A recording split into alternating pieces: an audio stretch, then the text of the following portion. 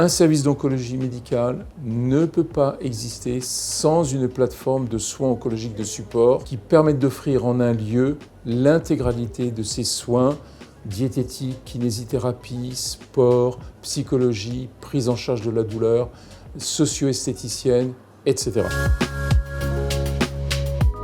Nos patients vont suivre un parcours au sein de cette unité qui leur permettra de rencontrer des professionnels de santé officiels et un certain nombre de personnes qui ne sont pas des professionnels de santé mais qui sont à mes yeux de la même importance et qui permet à nos patients d'accéder à des activités autres que le soin pur.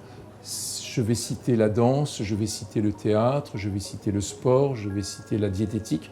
Et donc ce cheminement est réglé par des infirmières de coordination dont le rôle est absolument fondamental car ce sont elles qui vont gérer le parcours du patient au sein de cette structure architecturale.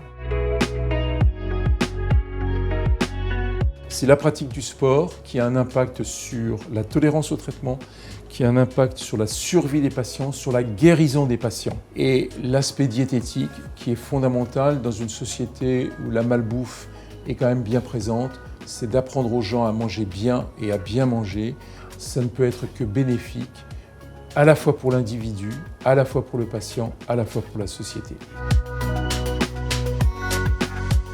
L'impact que nous devons évaluer sur la gestion du stress post-traumatique qui touche quasiment la moitié de nos patients dans les 6 mois qui suivent les traitements, c'est un phénomène extrêmement important et méconnu. Nous pouvons juger de cet impact par l'environnement qu'on leur offre et par les suites que nous pourrons leur offrir vers la ville. Les maisons sport santé, les centres de diététique et donc les associations ici ont un rôle majeur pour la prise en charge de nos patients au sortir de l'hôpital de jour de cette plateforme de soins de support.